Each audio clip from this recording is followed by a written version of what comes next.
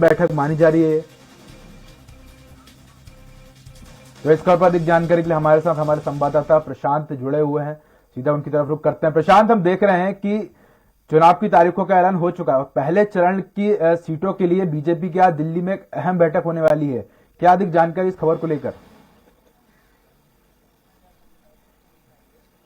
जी बिल्कुल, कल बीते दिन जो है उत्तर प्रदेश की राजधानी लखनऊ में प्रदेश कार्यालय में उत्तर प्रदेश चुनाव समिति की बैठक हुई थी, जहां पर किसी भी तरीके का भी निर्णय नहीं लिया गया। हालांकि जो विधायकों की लिस्ट है वो है, उसके बाद ही नए प्रत्याशियों की लिस्ट भी आई है भारतीय जनता पार्टी के सामने, जिन लोगों ने आवेदन किया है। तो ऐसे में बड़ी असमंजस की स्थिति बनी हुई है। और उसके बाद आज मुख्यमंत्री योगी आदित्यनाथ और डिप्टी सीएम केशव प्रसाद मौर्य और deputy CM doctor Dinesh Sharma के साथ प्रदेश अध्यक्ष स्वतंत्र देव सिंह और यहाँ के संगठन मंत्री सुनील बंसल आज दिल्ली में रहेंगे, जहाँ केंद्रीय चुनाव समिति बैठक होगी। अध्यक्षता पार्टी के राष्ट्रीय अध्यक्ष जेपी नड्डा करेंगे और इसके साथ ही तमाम वरिष्ठ नेता वहां मौजूद रहेंगे। इस दौरान ये तय किया जाएगा कि उत्तर प्रदेश में जो मौजूदा विधायक हैं उनमें से किनका परफॉर्म अच्छा नहीं रहा, उनके टिकट कटने चाहिए, उनकी सीटों में बदलाव करना चाहिए। इसके साथ नए जो आवेदन आए हैं उनको कैसे स्वीकार करना चाहिए। तो ये सब आज जो है जो जानकारी मिल रही है वो 3 दिन ये मंथन चलेगा और 3 दिन ही जो सीएम योगी आदित्यनाथ हैं वो दिल्ली में रहेंगे। डिप्टी सीएम केशव प्रसाद मौर्य, दिनेश शर्मा और प्रदेश अध्यक्ष सुनील बंसल, संगठन मंत्री,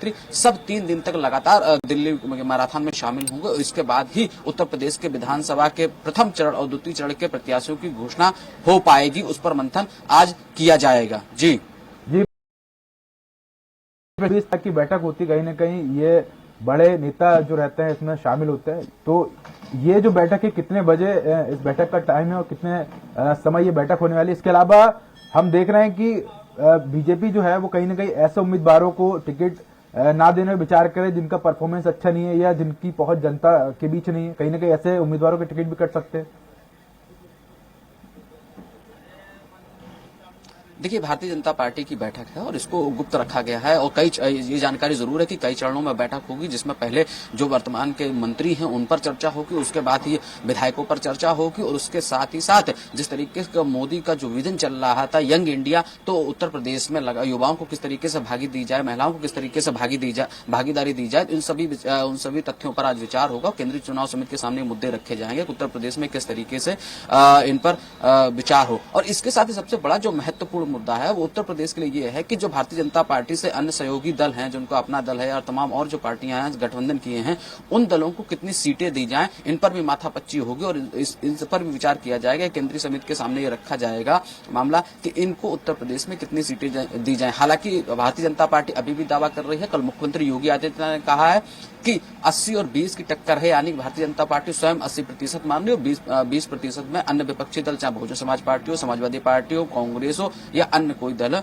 उनको आंक रही है। तो ऐसे में भारतीय जनता पार्टी के जो नेता हैं वो साफ तौर से अपनी जो महिमा मंडन कर रहे हैं कि विकास कार्यों को लेकर जनता के बीच में जाएंगे और फिर 2022 में उत्तर प्रदेश में भारतीय जनता पार्टी की सरकार बनेगी। और आज बता दूं, आज उत्तर प्रदेश में भारतीय जनता पार्टी का जनसंपर्क अभियान शुरू हो गया है, जिसका शुभारंभ प्रदेश अध्यक्ष स्वतंत्र देव सिंह ने राजधानी के बालू अड्डे इलाके से किया है, जहां 5 सदस्यों की टीम आज भारतीय जनता पार्टी घर घर जाकर लोगों को जनसंपर्क करेगी। उत्तर प्रदेश की जो योगी सरकार है, भारतीय जनता पार्टी की सरकार, उसकी नीतियां गिनाने का काम करेगी। तो ये सब जो मुद्दे हैं उत्तर प्रदेश के, वो आज केंद्रीय समिति के सामने रखे जाएंगे। और खास जो बात रहेगी कि प्रत्याशी की जो लिस्ट होगी उनका कब कहा जाए कि सूची जारी होगी या भारतीय जनता पार्टी की तरफ से कब प्रकाशन होगा, ये सब चीजें हैं। और एक चीज जो है सबसे महत्वपूर्ण है कि कल भारतीय जनता पार्टी की भले ही उत्तर प्रदेश में बैठक हुई हो, दोनों डिप्टी सीएम और सीएम खुद मुख्यमंत्री योगी आदित्यनाथ यहां मौजूद रहे हों, लेकिन इसके बावजूद भी कोई निष्कर्ष ना निकल पाना और यहां से पूरी लिस्टिंग करके दिल्ली ले जाना,